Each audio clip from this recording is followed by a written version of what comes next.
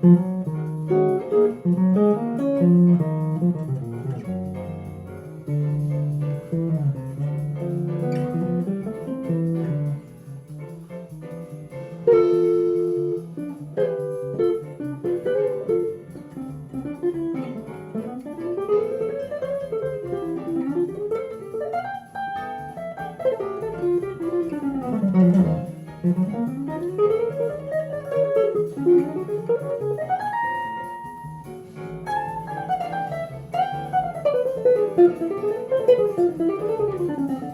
up, jazz guitar players and other guitar players? Today I wanted to talk about the freaking criminal overemphasis on scale playing. Okay, men, this drives me nuts.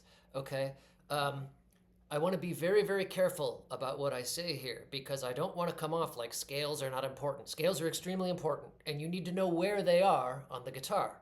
But I do want to say once you know where the scales are, stop practicing them. Stop practicing them like up and down with the metronome. Man, like there was a period of my life, seriously, where I spent so much time on playing scales. And we all do it. We all know what it is. We all know that the fabled 140 beats per minute is the thing that marks you as like a virtuoso or whatever. Okay?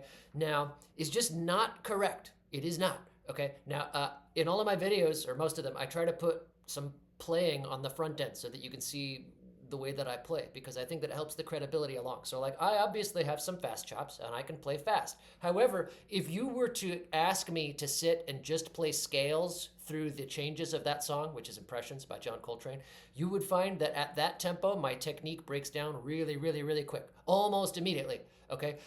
There were years and years of my life where I sat envious of other musicians and like saxophone players and pianists about how they can just play fast. They all the way down, up and down cleanly. And I wanted to do that on the guitar, okay? But I'm here to tell you, man, if you know where the scales are, if you can do this,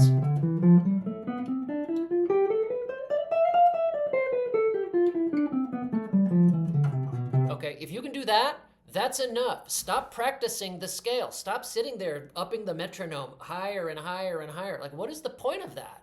What are you going to do once you get to, 140 beats per minute? Now I can play 16th notes. Like, now where am I? Does anybody care about what I have to say? No, it's like, once you can play that fast and you know where the scale is, learn to make music and use your fast chops to make music. Okay, don't just sit there. Like, see, like you find real quick that my technique breaks down almost immediately. If you review some of my playing a minute ago, you'll find that I almost never play 4 consecutive scale tones in a row. Real music is not made up of that. You don't use scales to play jazz or to improvise. You just use pieces of them. Learn your fast chops to use pieces of the scale. Okay, there are cool little hammer-on and pull-offs and cool little guitar tricks all over the place. Now, I want to talk about something very, very important, which is how jazz musicians will eschew that song. If you show up to like a college jazz jam session or like the Smalls jazz jam session, right, and you think that you're going to sit in with like Impressions or So What, I'm not saying that they'll laugh you off the stage, but I'm just saying like it does kind of mark you as a noob, okay? And it's not as though some of the greatest of all time didn't play that song. Coltrane played it, obviously, but so did Wes Montgomery, so did Michael Brecker. And I do hear Impressions played at least more often than I hear Giant Steps, okay? A song is just a vehicle. It's just a vehicle for how good you are at making music. So it's a 2-chord jazz song. And on the surface, you might think that it's not going to help you play over turnarounds. Jazz music is made up of turnarounds, the fabled turnaround. If you can play over a turnaround, then you can play jazz, you know, this type of stuff, you know, right?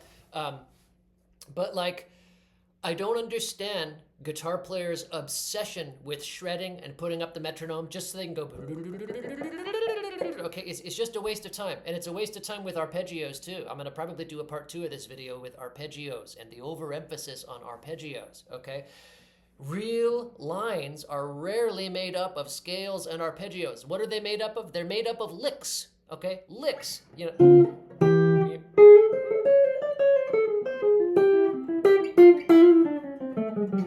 Okay, now that was hot.